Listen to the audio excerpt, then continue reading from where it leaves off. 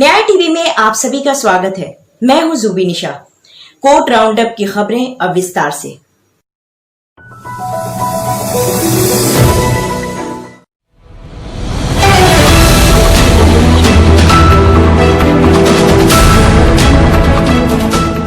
Supreme court ने आज अपने ऐतिहासिक फैसले में कहा है कि संपत्ति पर बेटी का बराबर का अधिकार है। जस्टिस अरुण मिश्र ने कहा है कि बेटों की तरह बेटियों को भी संपत्ति पर पूरा अधिकार है।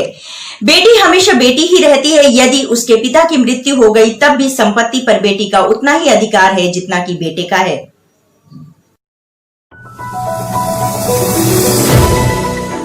पत्नी को नहीं है पति के आयकर रिटर्न की जानकारी मांगने का अधिकार।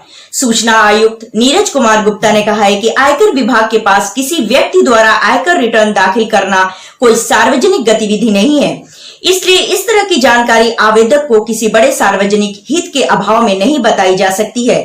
ये एक दायित्व की प्रकृति में आता है जो एक नागरिक का अपने राज्य के प्रति करों का भुगतान करने के लिए होता है।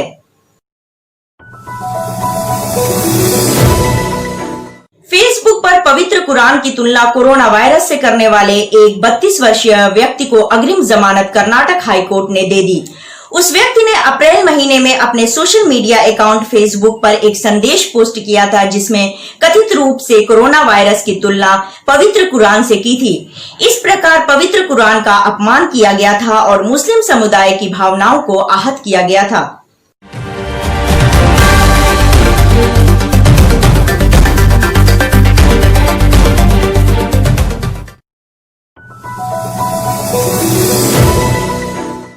जनवरी को यूपी एसटीएफ ने डॉक्टर कफील को मुंबई से गिरफ्तार कर लिया था। 1 फरवरी को उन्हें अलीगढ़ लाया गया। कुछ समय बाद ही उनको मथुरा जेल भेज दिया गया।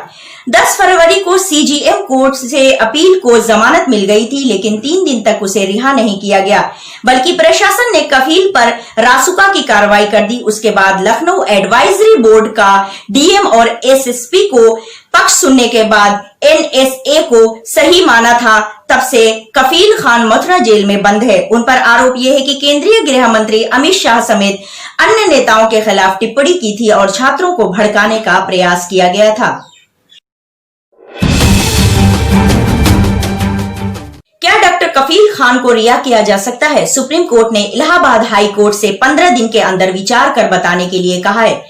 आपको बता दें कि राष्ट्रीय सुरक्षा कानून के तहत जेल में बंद डॉक्टर कफील खान को लेकर सुप्रीम कोर्ट ने इलाहाबाद हाई कोर्ट से इस मामले की मेरिट पर तेजी से विचार करने और सुनवाई करने को कहा है। मालूम हो कि नागरिकता संशोधन कानून को लेकर भड़काऊ भाषण के आरोप में कफील खान जेल में बंद हैं।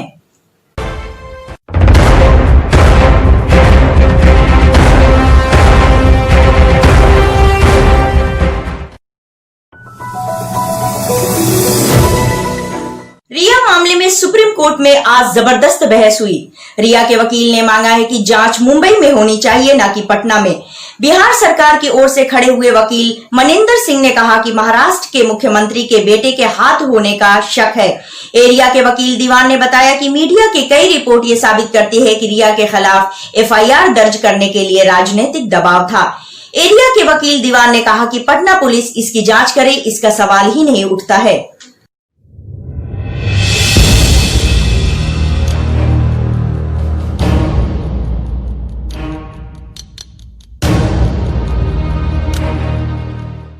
कोर्ट के जज ने अभिषेक मनु सिंघवी से पूछा है कि क्या आप चाहते हैं कि रिया के मामले में सीबीआई जांच करे। बिहार सरकार के वकील मनिंदर सिंह ने कहा है कि रिया ने खुद ट्वीट कर सीबीआई इंक्वायरी की मांग की थी। मनिंदर सिंह ने कहा कि अब तक 56 गवाहों के बयान लिए जा चुके हैं, लेकिन मुंबई पुलिस किसी पर भी एफआईआर दर्ज करने में असफल साबित हुई है। सुशांत के वकील विकास सिंह ने कहा कि मुंबई पुलिस ने कोई एफआईआर दाखिल नहीं की, जो बहुत ही आवश्यक थी। जब मुंबई पुलिस ने कोई जल्दीबाजी नहीं दिखाई एफआईआर करने में, तभी बिहार पुलिस ने एफआईआर दर्ज की है। विकास सिंह ने कहा है कि मुंबई पुलिस के ऊपर राजनीतिक दबाव था, इस कारण कोई भी एफआईआर दर्ज नहीं हुई।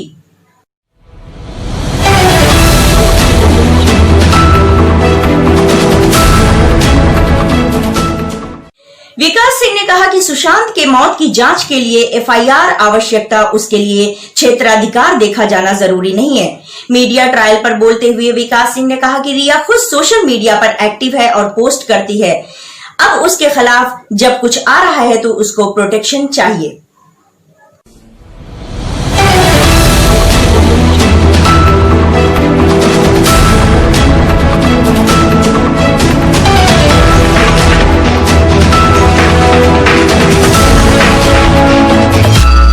रिया के वकील विकास सिंह ने अंततः सीबीआई जांच की मांग की।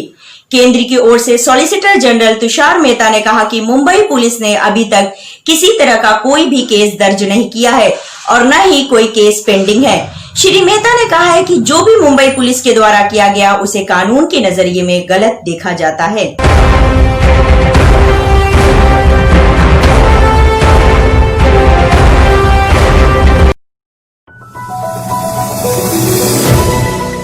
राजस्थान में सियासी ड्रामा समाप्त होने के बाद कोर्ट में चल रहे सभी मामले भी अब ठंडे बस्ते में चले जाएंगे।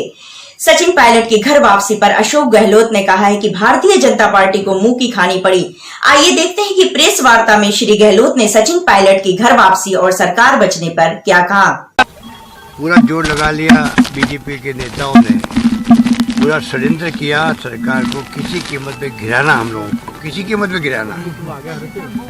उस माहौल के अंदर अगर हमारे एमएलए एक आदमी छोड़ के नहीं गए, एक आदमी, आप कल्पना कीजिए उसके बारे में हमारे दिल में क्या स्थिति होगी आप जान सकते हो। और मैंने उनको कहा है कि आप लोगों ने इतिहास बना दिया और जब तक मैं रहूँगा जिंदा तब तक आपके अभिभावक के रूप में रहूँगा। जो लोग आए हैं अब वो किन परिस्थितियों में गए हैं, क्यों गए हैं, क्या वादे किए गए थे उनसे, क्या नाराजगी मुझसे है, वो हम दूर करने का प्रयास करेंगे। इसके अलावा बीजेपी को जो मुंह की खानी पड़ी है, मेरे ख्याल से देश के अंदर राजस्थान की जनता ने एकजुटता दिखाई, प्रदेशवासियों ने। ये असली जीत प्रदेशवासियों की है। इनकी जो धज्जियां उड़ी है इन बीजेपी नेताओं की कि कहाँ तो वो 3 प्लेन हार किए गए एयरक्राफ्ट को भेजने के लिए गुजरात में, 1 प्लेन जा पाया इनका। दूसरा, आज उनको बाड़ेबंदी करनी थी, बुला लिया गया सबको, अचानक मीटिंग कैंसिल कर दी गई। तो आप सोच सकते हो कि इनकी जो स्थिति बनी है और जो हमारे साथियों ने इनकी दुर्गति करी है, ये भी याद रखेंगे कि किस रूप में ये षड्यंत्र करते हैं, तो षड्यंत्र कामयाब नहीं होने वाले हैं। और राजस्थान की जनता ने दिखा दिया है, हमारे कार्यकर्ताओं ने दिखा दिया है, हमारे विधायकों ने दिखा दिया है कि बीजेपी का जो अहम है, घमंड है, अहंकार है, देश के अंदर हर राज्य के अंदर कांग्रेस जनों के अंदर उत्साह का संचार हुआ है और सब मिलकर के इनका मुकाबला कर सकते हैं। डेमोक्रेसी को बचाने का संकट सबसे बड़ा है, उसमें भागीदार बन सकते हैं। और हम सबका कर्तव्य, आप लोगों का भी है, हर प्रदेशवासी का, हर देशवासी का है। अभी संकट डेमोक्रेसी को बचाने का है। सर, तो क्या कह सकते हैं ईडी, इनकम टैक्स, सीबीआई का दुरुपयोग आप देख रहे हो जयपुर में क्या क्या हो रहा है, चुन करके और बेशर्मी से। कांग्रेस वाले जब राज करते थे हर चीज देखते थे, जनता क्या सोचेगी, जनता क्या कहेगी, लोग क्या कहेंगे, ये हमारी भावना होती थी। उसके अकॉर्डिंग तो फैसले होते थे, मुख्यमंत्री के इस्तीफे, रेल मंत्री के इस्तीफे, लॉ मिनिस्टर के इस्तीफे। अब इतनी बेशर्म सरकार आई है, लोग क्या कहेंगे चिंता ही नहीं है। जब आप धर्म के नाम पे राजनीति करोगे तो फिर ये जो आपकी भावना है कि परवाही मतलब लोग क्या कहेंगे, धर्म के नाम के डिवाइड करो, चुनाव जीत के आओ। 31% पे आए पहले, अब आए 39% पे आए। बाकी लोग रहते नहीं कि देश के अंदर 70% लोग क्या सोचते हैं। तो ये भूलना नहीं चाहिए सरकार को। जिस प्रकार का माहौल बनाया गया वो सब आपके सामने, कहानी आपके सामने करें। पार्टी एकजुट रहेगी, पार्टी 5 साल तक शासन करेगी, अगला चुनाव जीत के आएंगे हम लोग।